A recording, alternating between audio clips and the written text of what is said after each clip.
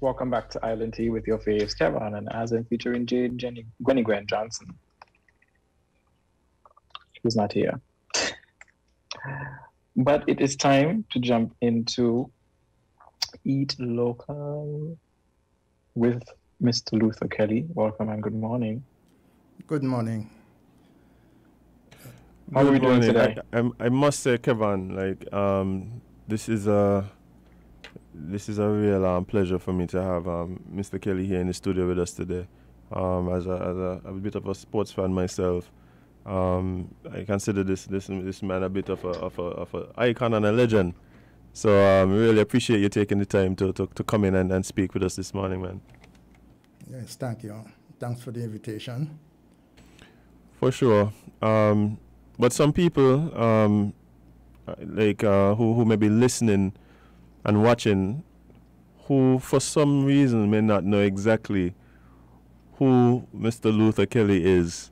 Tell us a bit about yourself. Okay, my name is Alfred Luther Kelly. I'm from McKnight, Shah Avenue to be exact. I represented St. Kitts in 5 different sports, with majoring in cricket, as that's the farthest I reached.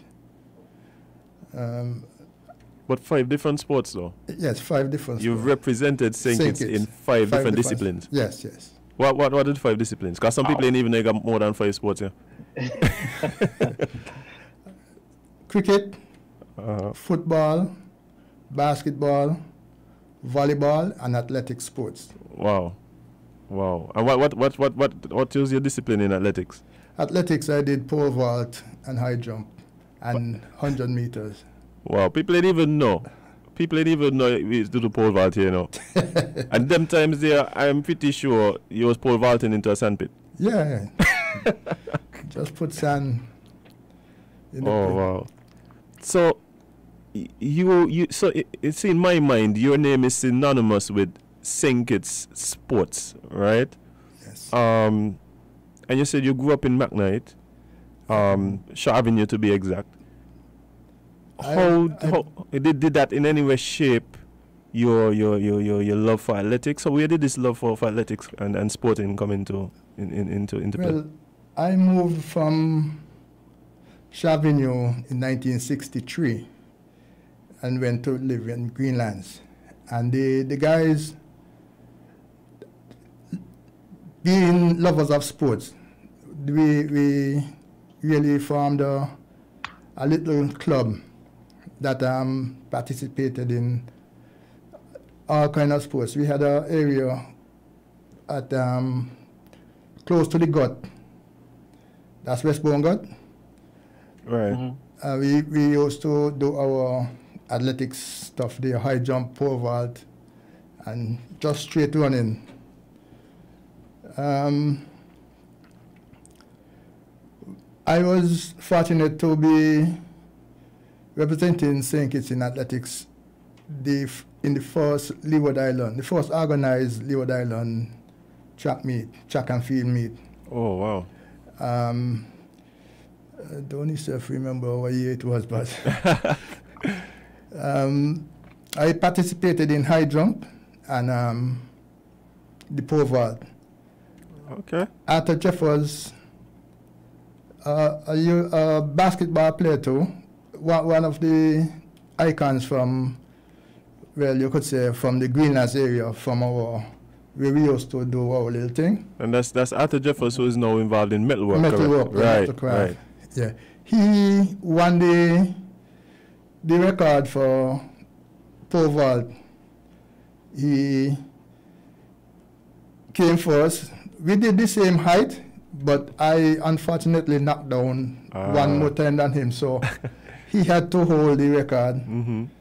And with the high jump, I came first and I had the record. But that thing never stayed long. It didn't continue until sometime later. But so you guys, you mentioned that you were representing St. Kitts at the first leeward in those two events. Yeah. But your introduction into sports, like, so you had the sports club, but were you competing in school? Like, what these competitions that would have even been happening, so you would be selected for that? Is it something that was happening in school at the time? What was the school at the time? Yeah, we used to do our athletics at the Bastille Grammar School. At the grammar school, right? Yeah, that's where most of the events used to be held. And then for national championships, we go down to Warner Park. Right. Okay. So it seems to me like your first instance of national representation when was it this Leeward Islands track meet? No. So even before that? Before that, in 1974, I started representing St. Kitts in cricket. And 75 in football. Okay. So, but let's take a dive deeper into cricket, because I think a lot of people know you from cricket. And did you start playing cricket at the same time when you moved to Greenlands, or was this something always that you had been involved in? Well, I've been involved in playing cricket. We used to call it rubber ball cricket. Where you get a bicycle tube and you strip up the and you put it in a maca seed or tongue up a can, make a round ball. Wow. And we play cricket with that. And it was a big competition in those days. We used to have Greenlands, Forest Village, Commonwealth at the village, the gardens. You know, it used to be a good competition, and we used to play at the old grammar school pasture, that is the Dr. William Connor School ground now. Oh, okay, right. We used to have the big competition there. Okay. Yeah. And this is literally rubber ball cricket? Yes. Wow. I didn't start playing red ball or white ball cricket until 1974, when I made the transition to park rats. I remember the reason why I got into park rats was at a picnic over at Frigate Bay. Len Harris, the former cricketer, and some elderly men was playing cricket at Frigate Bay. And because I loved the game, I went and I just joined in. I was feeling and taking catches and so on, and I realized that persons were getting to bat twice before I could bat once. So I asked Mr. Harris if I can bat too. Right. And Mr. Harris mentioned to the guys, the little boy feeling all the time, and he ain't just feeling, he taking catches too. Right. He ain't gonna last long. So let him bat. And that was the mistake they made. They allowed me to bat, and it was a long time before they get me out. And then when I out, Mr. Harris asked me where's my father. And he took me to where my father was, up on the tamarind tree. You know, those days they had the picnics and food there. And he mentioned to my father, if I come home from school late and say that I was playing cricket, don't beat him. He got somewhere to go in cricket. Wow. And having heard that, I felt so good that I had started to stay over at the park. That time I was going to boys' school. Stay at the park after school and play cricket. And then in the evening, when it's kind of dusting in, I have to go Buckley's up by Miss Wrigley at Mattingly Heights now. Right. To look after my father's cattle. So it was just like training all day. Right. Just running and playing and training. So up until this fateful cricket match on Frigate Bay one afternoon at a picnic, you had not really been looking at cricket, let's say, as a career, something that you would go Hold on, it was just you just had a love and passion for the game. And that was just a passion. I was not able to make the basketball school team because we had other players, including Victor Eddy and Sholan Williams and Jumbies, Winston Williams, right, Val Payne and Spencer Clark. Those guys were playing the game because they were with Park Rats. And then after I joined them, I made a big claim in there. And they encouraged me to come and play for a renowned cricket club. That's the same club that Harris was mentoring. Right. And I made the trials that same year, but I didn't make the national team. Right. And the next year, I made the national team 1975. And from then, I represented St. Kitts until 1990. Wow. So from 1970, what was it, 1975. Wow. I made the Leeward Islands team 1976. I went to Dominica for the trials to play for the Combine Islands. I was not successful until 1980 to make the Combine Islands team, but I was a regular every year for the trials. Right, but so this I'm listening to you talk, and there's a couple of things that standing out to me. One, it seems as though your real cricketing career, joining Park Rats, you said, and renowned cricket club, you had to be a very young lad at the time. Yeah, I was going by school. So you were still a schoolboy? I was going to basketball school. Okay. I went to senior school. I was about 68, 69. And then I was not able to make the school teams all the way. But in cricket, but in football, for sure, I was the #1 goalkeeper for the schools. And then later, when I started to play the football for the National League, I joined Battle Rivals. Where were they from? They were from Great Gamestown, Newtown, across King Street area. Okay. We had Mr. Carl Berger, may his soul rest in peace. He used to be the coach, and that's where I got my real love for training from.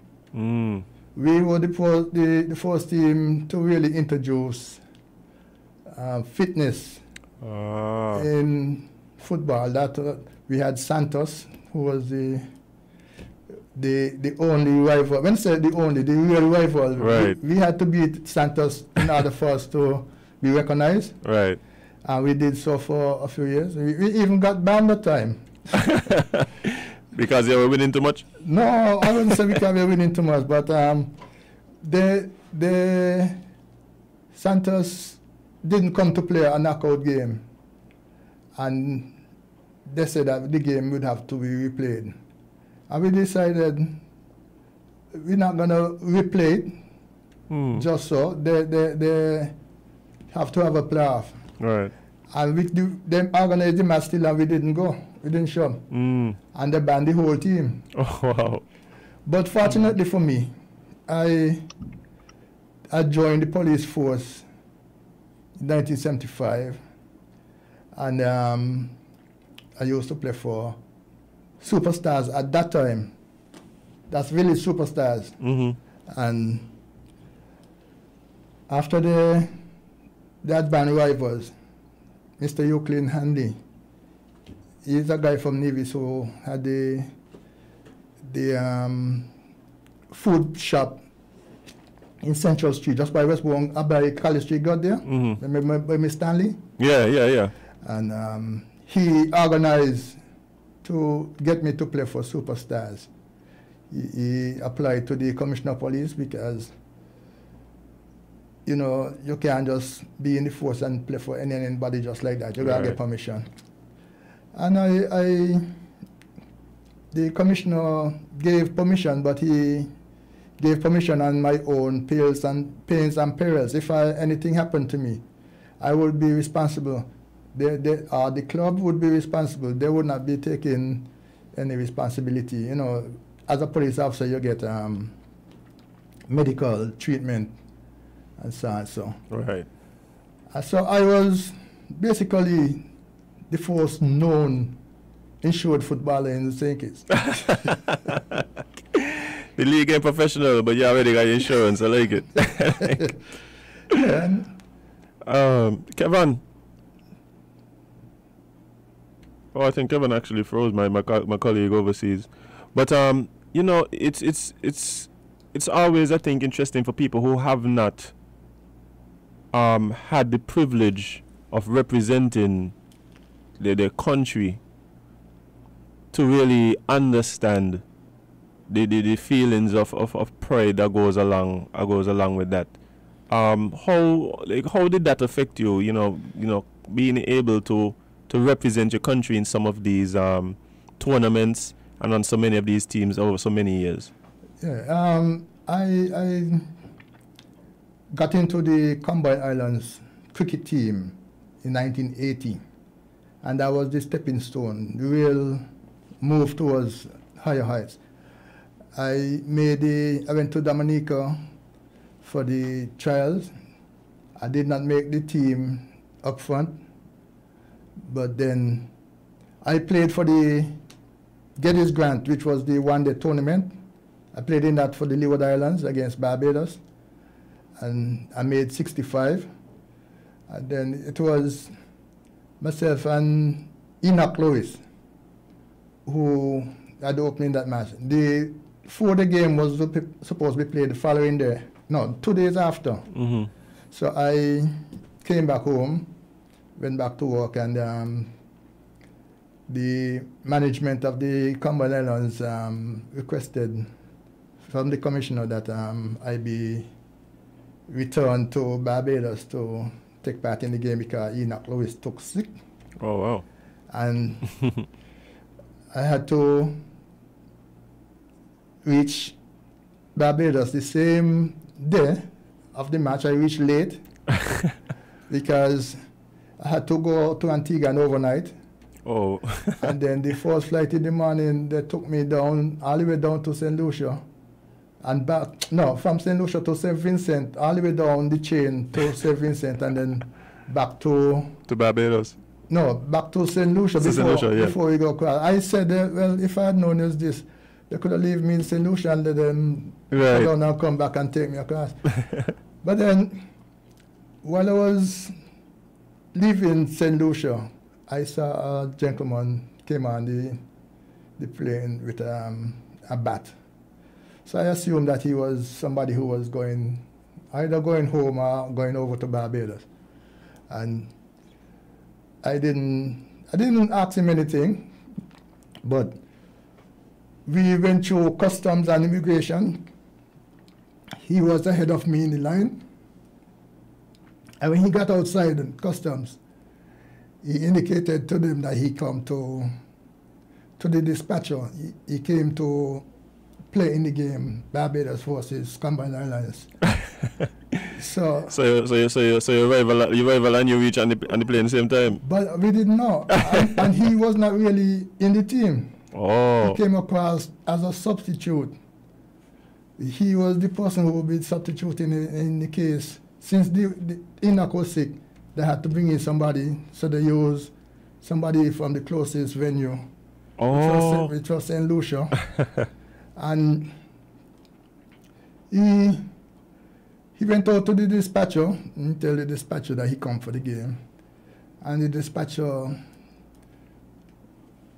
put him in a taxi and sent him to the grounds. So when I came outside, I introduced myself as Luther Kelly and said, Luther Kelly? The dispatcher said, Luther Kelly? Luther Kelly done gone.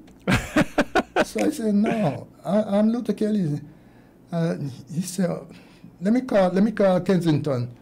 And he made a telephone call. They tell him must put me in a taxi let me pay the taxi and they will reimburse me when I reach down. The first thing I saw when I reached, the first thing that happened that amazed me was that traveling to Barbados before, we didn't come down the highway. The taxi man, as soon as he get out of the airport, he turned right and start going towards some cane tracks. Just like how we got with cane fields. Right. So I tell him, boss, I'm going to Kensington. He said, yeah. He said, God blind you, man, you expect to go down the highway? If you go down the highway, you're not going to reach in time. So, but then I settled down and I went all the way. When I reached to Kensington Oval, the first ball, as I entered in the gate, the first ball I saw was Malcolm Marshall bowling to Lockhart Sebastian. And it was a short pitch delivery. I saw Lockhart Sebastian shape to hook and then turn his head. And I could have stayed at the gate and hear the cup on his head. Oh. So I started to get a little timid because a little anxious now. Yeah, in the one-day game, the head groundsman, he used to be named, they used to call him Boo. He spoke to me after my innings and said, you look good, but we're going to see when you get onto the test pitch. So that the first thing come back to my mind when after I see that. I work out that, well, really and truly, the test pitch must be playing faster. So I went in, introduced myself to the room attendant. Viv Richards was the captain. He came to me, he asked me, Lutz, how was your flight? I said, well, it was terrible because I had to go all the way down to St. Vincent and back to St. Lucia before we come across to Island hopping by. Yeah. And he asked me if I had anything to eat. Well, I had to tell him no because I left the hotel in Antigua after 5 in the morning in order for me to get the first flight.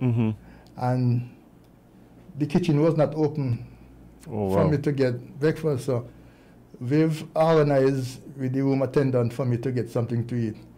They asked me what I want, and then just bring something, man. And the man asked me, you eat flying fish? I said, well, no problem. Fish is fish. I eat a lot of fish. And, well, before I get settled down, Viv came back to me and said, Lutz, Lockhart said he want to come out, so pad up. I had on a blue jack shirt and a black pants. And I just get to my gear bag, took out my gears, and start padding up over my black pants. Viv came and said, Lutz, what happened to you? We don't play cricket in them clothes. I said, I'm padding up. He said, no, but we don't play cricket in those clothes. You tell me pad up. I said, Lord, I really had a scare at that time. Yeah. And then before I get changed properly, Lockhart out. So I had to go down. Up on deck now. Yeah. I'm going on the field and completing my padding up. While I was padding up, when I was dressing, the guys was putting on my pads while I'm dressing, and my feet was wobbly. But instead of me allowing them to realize that I'm trembling, I was just flexing my knees. You just keep kept moving. You kept moving. And then when I got out there, it was Joel Garner would bowl the first ball to me. So I was looking for extra pace because of what I heard from the groundsman. And when I look, I see the ball just coming, and I just casually played at it. It touched the bat, went to the keeper dropped it. So I was going to have a real bad initiation because... So you're almost out for duck? I would have been out for duck. And then I realized that the ball wasn't so fast, but he bowled me a bouncer when I had up 6. Mm-hmm. The ball was high, and I jumping up to play it. And then Sheldon Williams from St. Kitts was the person who opened the inning because he was the wicketkeeper, and after I didn't show up on time, he opened with Sebastian. Okay. So he came down to me and he said, "Luther, what happened to you? It's cricket you playing now." So I said, "These are nothing bigger than us." So I said, "All right." He tell me, "Say, man, Sheldon can bat better than me." And Sheldon tell me, "Look, the next time you get your bat on the ball, where will you go? We go for a single." And you know, he gesturing and so on. So right. Ghana watching him, and we get hit the next ball, my boy Ghana bowled me a full toss, and I hit it straight to Desmond Haynes at short extra cover. And we gone for the single. And Ghana come and he bowled a bouncer. And before the ball reached Sheldon good, Sheldon done signaling me, "See the ball over your head, you can't do nothing." You can't interfere with that. So I just settled on from there, and then it was, I just tell myself, Sheldon can bat better than me. And I start to play normal. You settle in now? Settle in. Start to play my usual shots. I remember when we came back from Barbados, we were in Antigua with a guy who used to do some clips. He used to tape Sheldon innings. And he had a cassette with me with my commentary. And I remember one part especially, I remember he had a part when Tony Cozier was commentating, and he said, "In comes Sylvester Clark to bowl salute to Kelly, and this one shot outside the arse stump." And he had a shot. I saw a spot. It was the ball. It's a swizzling square cut for 4. And you know, I had that tape there for a few years. I loaned it to my brother, and I lost it. You didn't get it back yet? Up to now, I may get it back. But to tell you the truth, my cricket career was outstanding to me. I eventually get up into the ratings, where people was thinking that I was rapping on the West Indies door. But because of Desmond Haynes and Gordon Greenwich, those were just keeping me up because you couldn't vex for not getting a game because they were there. Right. I just continue playing my cricket. I get so established that the Melbourne Cricket Club in Jamaica, that's the club that Mikey Holding plays for. They organized, they had just get a grounds, and they organized a competition when they invite people from outside, and they invited me, and they put me to open with George Powell. George Powell was a guy who played for Jamaica, who was a flyer. He beat ball similar. So they put the 2 of us to open against Michael Holding and Andy Roberts. Wow. At the end of the day, he made 26.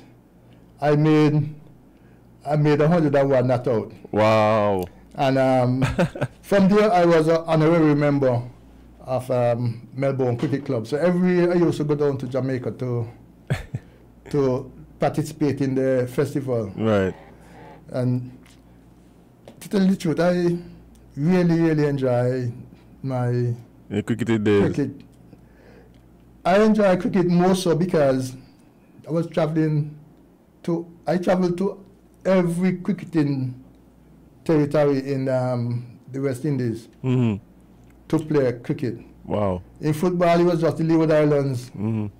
So the farthest you reach is Guadeloupe. Right. But I think that it's important for us to recognize what you were doing and some of the other sportsmen of that time, because we've now seen how what you have done have kind of paved the way for cricketers coming up after you. I think it's important when we have these examples of success an example, some people like yourself who would have done things that at one time, as much as people might have thought about it and dreamt about it, to see someone actually achieving it and doing it, I think it goes a long way in setting up the upcoming generations for success as well.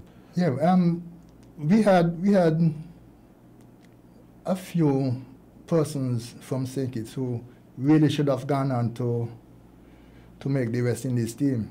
Wow. You had Livingston Harris, you had Auckland Hector, you had Victor Eddy, myself, Shonan Williams. Shonan Williams wicket-keep for the President 11 with Dojan fielding in slips. Wow. So he was a step in front of Dojan, but he just, I don't know if it's the bigger stage. Yeah. You know, he got some people can step up. Yeah. Rise to the occasion. But you know, I mean, there's always the talk about the big island, small island thing that was insularity. Yeah, that was part of the conversation then. But I don't think that, based on what you and others would have done, that it would have been possible for real cricket fans to deny the talent that you guys had and that we produced here in St. Kitts. I was given a book that Wes Pereiro wrote, where he had a paragraph talking about me. As he talked about the persons who from St. Kitts, even though nobody made the West Indies team, there were certainly persons who could have made the West Indies team. And he had a whole paragraph with that. And up to now I got a book. I can't know the book because I don't look for children now, so I can't say leave it to my children then, but yeah. So I mean, it's obvious that you and so many others, your talent had been recognized. And again, I mean, I wish we could stay here and trade stories. Perhaps me and you got to link up sometime, and have a talk about it, because I love hearing about these experiences and these stories. But unfortunately, we can't stay here all day. Just one more thing I will. For sure. When I was playing for Combine Islands and Leeward Islands, when I got to 2,000 runs, I was the only batsman that reached 2,000 runs and never scored a century. So you would realize that there was consistency. Right. I didn't get the century, but I did get one in the end in Jamaica, playing against New Zealand. I made 132. And that's playing against New Zealand? Playing against New Zealand, and the team beat the West Indies, and people are saying that would have been a good time for me to get in, because they gave Carlisle best. Well, Wes Pereiro told me, when I go back to St. Kitts, don't stop practicing, because most likely they will give me another try. On the board 11, because I was playing for the Shellowers 11, that's the team that pick yourself. The two opening batsmen with the most runs, right. Number 3, number 4, and then they branch off into the other areas of the cricket. Okay. And was me and Carly best open, and the board 11, they had Clayton Lambert from Guyana. The board 11 was playing against New Zealand in Guyana, and he was also rapping on the West Indies. Right. So yeah, that's how it is sometimes. He eventually got in, and they used